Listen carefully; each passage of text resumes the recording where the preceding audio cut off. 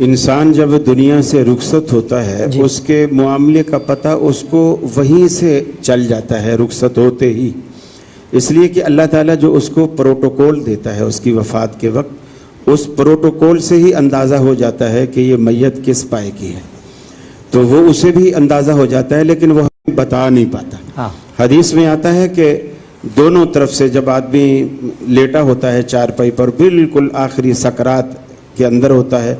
دونوں طرف سے فرشتوں کا ایک جمع غفیر ہوتا ہے جو اس کی طرف کھڑا ہوتا ہے، اور ایک فرشتہ جس کا نام ملک الموت ہے وہ ان فرشتوں کے بیچ میں آتا ہے اور اس کے پاس آ کر کے بیٹھتا ہے اور پاؤں سے اس کی روح کو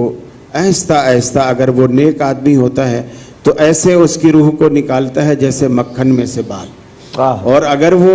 ہمارے جیسا کوئی گناہگار ہوتا ہے، ہمارے جیسے کوئی گناہگار تو ایسا ہوتا ہے تو پھر اللہ رب العالمین کے قرآن میں اس کا ذکر آتا ہے کہ وہ فرشتہ انہیں کہتا ہے اخرجوا انفسکم، اپنی روحیں ہمیں نکال کے دو۔ ظاہر بات ہے وہ نکال کے نہیں دیتے، تو اس کی روحوں کو وہ ایسا زبردستی کھینچتے ہیں جس کی دنیا میں ہم یوں مثال دے سکتے ہیں جیسے کسی کانٹے دار جھاڑی کے اوپر آپ کپڑا ڈالیں اور پھر اس کو آپ تیزی سے ساتھ کھینچیں تو اس کپڑے کا کیا حشر ہوتا ہے، اس طرح اس کی روح کو کھینچا جاتا ہے۔ اور پھر جب قبر کے اندر پہنچ جاتا ہے تو وہ معاملہ جیسے میسوی صاحب نے بتایا، اس کے لیے وہ قبر